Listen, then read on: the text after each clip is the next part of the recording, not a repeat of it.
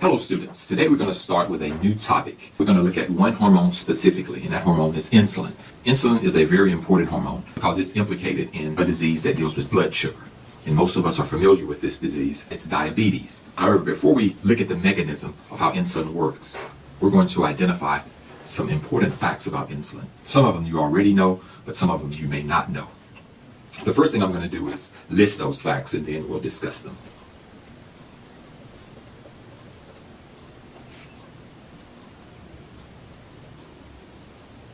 Shown here are some of the important facts about insulin.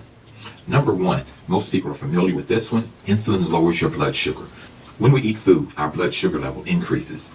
The body secretes insulin, and insulin takes that sugar and puts it into the tissue, and this lowers our blood sugar.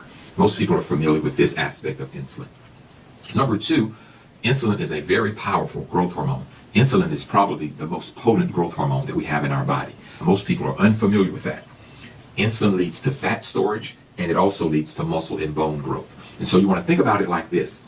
When you eat food, you're going to have a lot of sugar in your blood. When insulin is secreted, it's in essence telling the body, let's use the food that we've eaten. Let's metabolize that food and any other food reserves we may have like fat or amino acids. Let's store those. Number three, insulin utilizes a very unique signal transduction pathway. In the past, we've had a hormone. That hormone binds to a receptor. That receptor activates a G protein. That G protein activates an effector protein.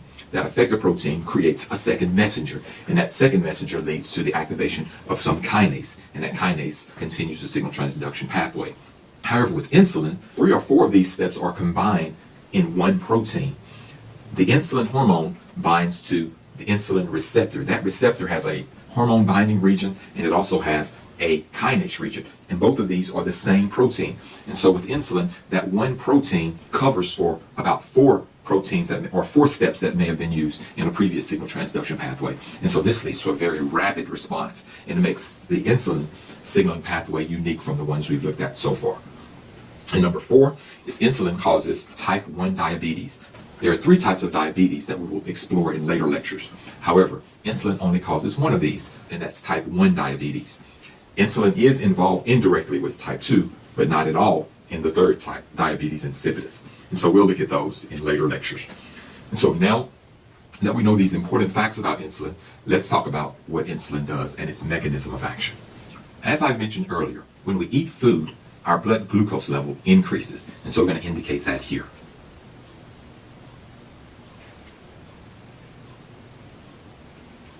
So we've indicated here what happens after we eat food. When we eat the food, the level of glucose in our blood rises. And so this is problematic. And the body has mechanisms in place to correct this. The primary mechanism is to take this blood glucose and to put it into our tissue cells. And so what we're going to do is indicate a tissue cell next.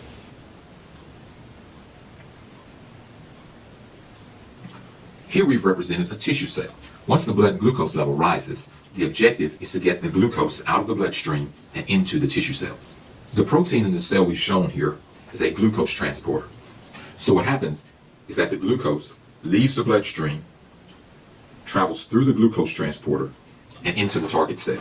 That's the objective. Now we're going to figure out what the signal transduction events are to get this glucose transporter to allow the glucose inside. Initially, the glucose transporter is closed. And so while the glucose transporter is closed, the glucose cannot enter the target cell.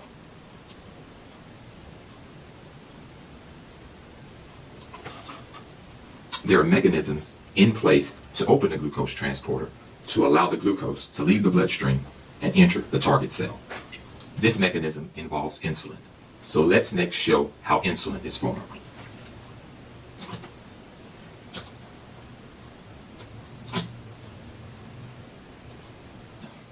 As we've mentioned earlier, it's the beta islet cells of the pancreas that produce insulin. When blood glucose levels rise, the body recognizes this, and the beta islet cells of the pancreas produce insulin.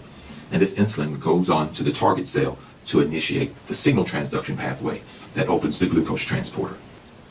The first protein involved in this process is going to be the insulin receptor.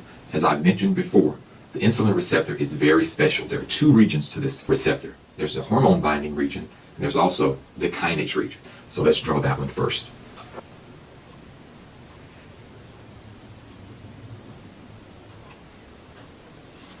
Shown here is our insulin receptor. This receptor has two regions, the region which binds the hormone, or the hormone binding region, and also the kinase region. For insulin, this kinase is special. In the past, all the kinases we've discussed have been serine or threonine kinases, which mean when the kinase adds a phosphate to the target protein, it adds the phosphate to either the serine amino acid or the threonine amino acid.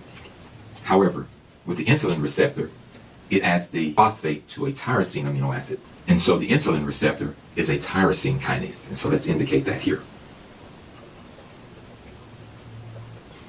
And so we have here the insulin receptor.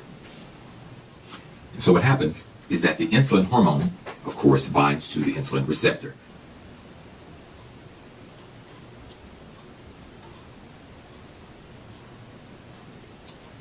So when the insulin hormone binds to the insulin receptor, a signal is passed through the hormone binding region to the tyrosine kinase region.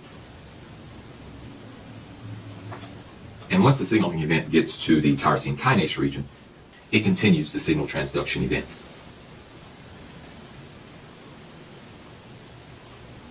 And these signal transduction events lead to the opening of the glucose transporter.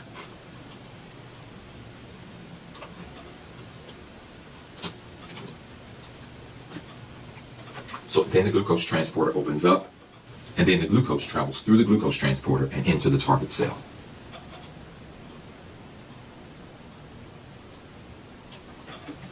And this is how insulin causes a lowering of blood glucose level. And that is the essence of the signaling event involving insulin. Let's indicate a few more items here. Let's go back.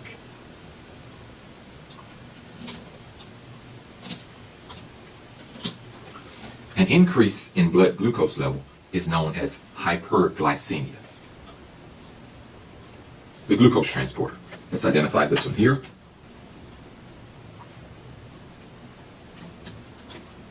Let's bring our facts back. And so shown here is our complete mechanism of the action of the hormone insulin. And that concludes this lecture.